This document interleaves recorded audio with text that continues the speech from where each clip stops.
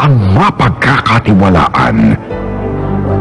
Nagtitiwala sa ABS-CBN News and Current Affairs.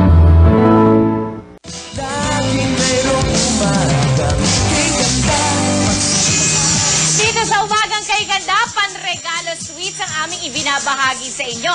Kanina na ipakita po namin sa inyo ang paggawa ng masarap na yema gamit ay purong gatas. Ngayon naman, narito tayo para gumawa ng polvoron kasama si Josie. Josie, ang polvoron natin, ang mga ingredients, pakisabi lang.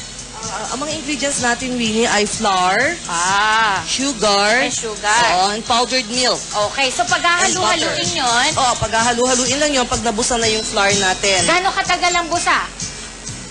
Depende sa volume na ginagawa mo, tsaka dapat to medium fire lang ito eh. Ay, gano'n. Kailangan Abot ba ng mamula. isang oras? Pagka marami na yan. Tapos nahalo ng halo. Oo, halo Pagkatapos ng halo. magiging ganito ang finished product at hinuhulma na niya. hinuhulma Thank na you, yan. Josie. Dito naman, si Apple pa rin ay gumagawa naman ng pastillas.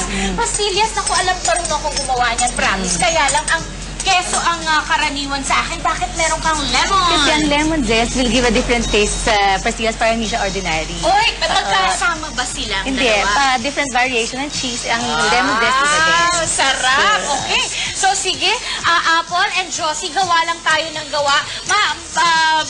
Habang binagawa ng ating mga guests, ang ating panregalo sweets, meron lang akong konting trivia sa inyo. Alam niyo ba kung saan ako naroroon?